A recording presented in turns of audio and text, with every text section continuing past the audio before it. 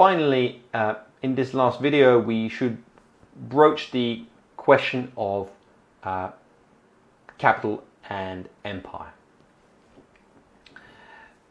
We've addressed the development of the state form, and we've considered the changes in the conduct of war over the modern period.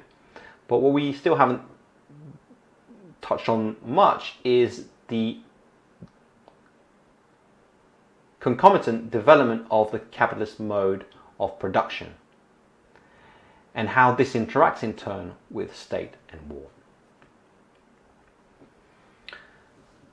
Our first way in which we might think of that relationship would be by pointing to the fact that the capitalist mode of production, whatever else its problems and critics, has been the engine of unprecedented wealth. And this source of wealth could, of course, bring various forms of support to the state endeavor.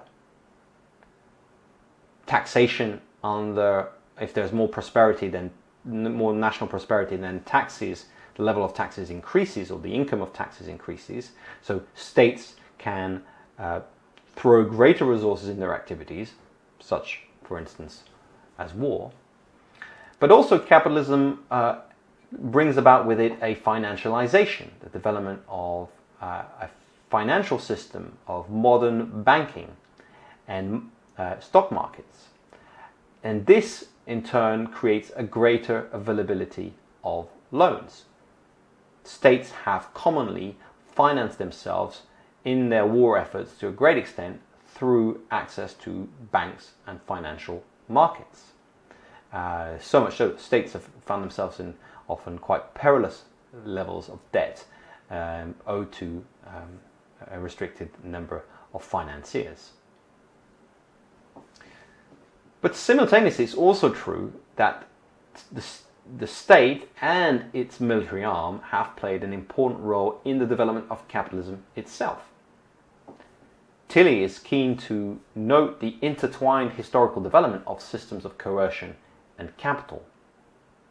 Yes, war requires funds and access to capital, but the development of the state and the conquest of the state also means that new territories can be administered and brought into the new order of production. So the extension of capitalist logic was greatly facilitated, supported by military force and by the advance of the state. And in this sense, we should never forget, of course, the key role that the state plays in the organization, promotion, and export of capitalism. Some contemporary capitalists, notably of a neoliberal persuasion, tend to see only the state as an obstacle to the free market. But that generally relies on quite an ahistorical understanding of how the free market came to be about, and even how it continues to operate today. Many of the key underlying conditions for a modern market economy are or have been laid by states. For instance, by assembling a unified economy under a common transport infrastructure, a common legal framework that allows not only the signing and agreement of contracts, but also the enforcement of these contracts. Certain conditions are necessary for capitalist development to take place. The state will also, and with its pacifying dimensions domestically, allow for a greater monetization of the economy, so that increasingly trade and economic exchanges could happen through currency, including paper currencies, fiat currencies, because these are bolstered and effectively supported by the state. In turn, this monetization of the economy would also allow a higher taxation of resources.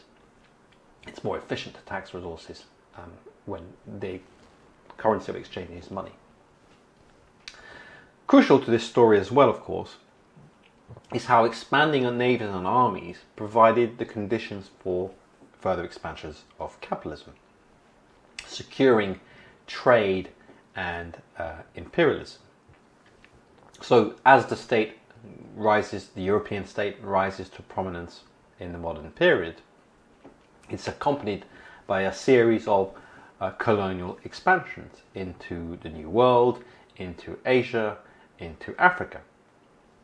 And as these expansions take place, new circuits of trade are established, new forms of expropriation are developed.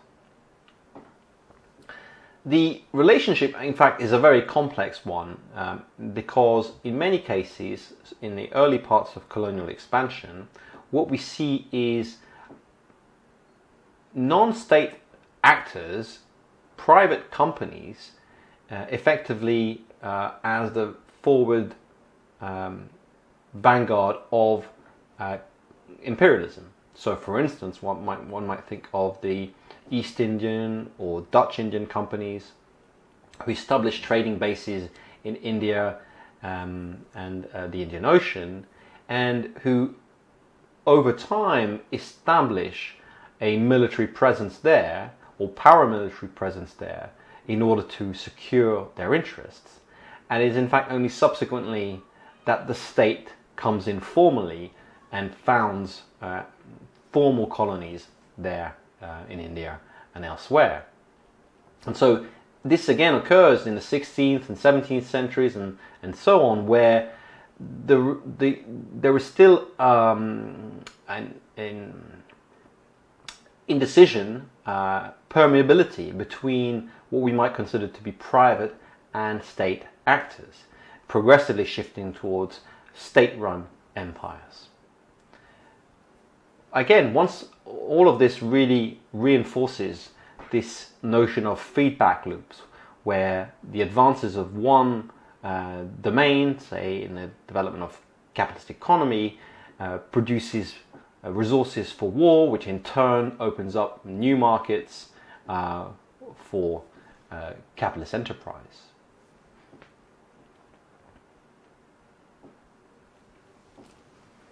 So, by way of summing up what we've covered today, what we really have seen is a triangle constituted by war as the organization and projection of armed force, state in terms of political centralization and territorial monopolization of violence, and capitalism as a mode of economic production.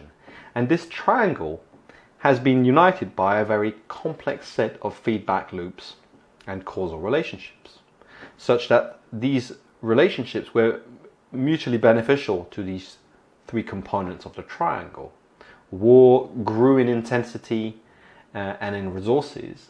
The state strengthened itself, established a uncontested monopoly of violence, pushed out rival political entities, and capitalism extended progressively across the globe to form a global economic system. What I think is interesting for us to consider today, and is something that is debated within the literature, is whether this relationship that took place, of course, predominantly in the heart of Europe, whether this relationship has now broken down. When we cast our eyes across the world, we can find parts of the world which are prone to conflict, and where monopolies of violence are uncertain, to the extent that it's become common to speak of failed states. And the question that arises is, if war made the state in early modern Europe, why is war seemingly unmaking states in other parts of the world today? Why is it that this alignment between statehood, war, and economic modes of production is not engaged in this kind of virtuous circle, if you want to look at it as virtuous, whereby state forms strengthen, but rather we see conflicts that simmer on indefinitely, in which existing state structures seem to decay and fall by the wayside.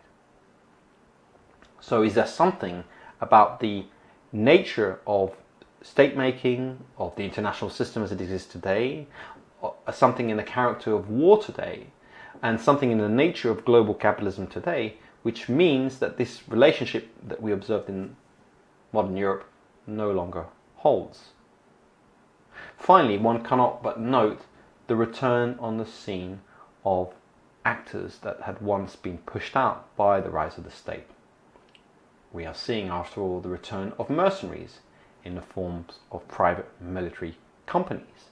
Piracy has regained currency in various parts of the world, presenting a genuine threat, a hindrance to global shipping. And the nomads, well, should we consider the transnational jihadist movement of Al-Qaeda or ISIS as the return or the revenge of the nomads? Questions that I leave to you for our live session.